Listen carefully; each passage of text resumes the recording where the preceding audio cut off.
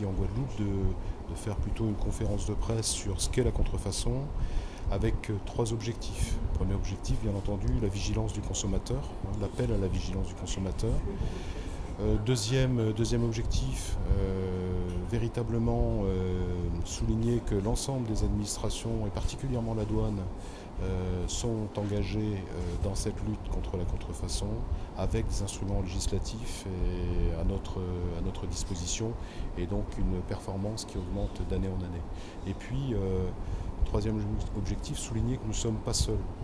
La douane n'agit jamais seule, elle agit, alors je l'ai dit, dans un cadre législatif, mais également avec l'aide des industriels, des entreprises qui sont contrefaites, et notamment avec l'aide du comité Colbert ou l'Union des fabricants, mais essentiellement avec les entreprises et les créateurs qui se voient contrefaire.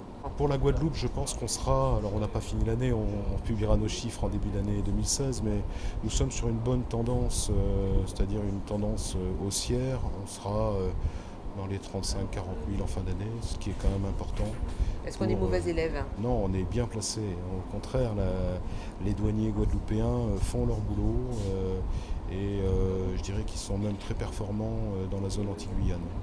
Alors ici en Guadeloupe, les objets les plus irrégulièrement saisis, comme un peu partout, ce sont les produits de luxe, les parfums, les polos de marque ou ce type d'articles, les lunettes de soleil.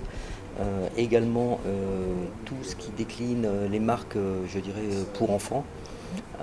Avec des cartables, des petites sandales ou des choses comme ça.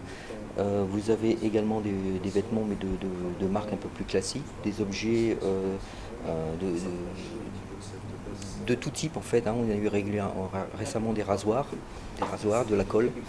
On a eu également, et là c'est du nouveau, des piles, des brouettes, des jus de fruits. Vous voyez, donc ça touche vraiment tous les produits. Il y a deux manières de le distinguer.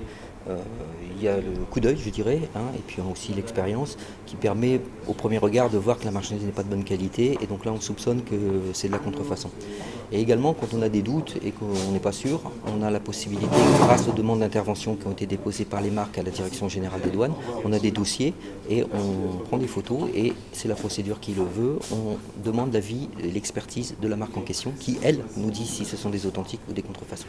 Et c'est sur cette base qu'on peut saisir ou pas les marchandises. Alors, on a des particuliers qui arrivent à l'aéroport comme tout le monde avec quelques articles de contrefaçon sur eux. On en a d'autres qui font venir des contrefaçons par la poste ou par le fret express.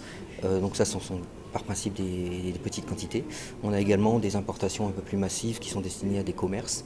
Donc les commerces qui peuvent être le bazar, le lolo, et également les grandes chaînes de distribution, de bricolage ou des grandes surfaces classiques de Guadeloupe. Alors ça c'est clair et net, il n'y a aucun doute là-dessus, c'est une explosion même on pourrait dire. Le commerce légal internet explose, donc tout logiquement le commerce de contrefaçon explose de la même façon.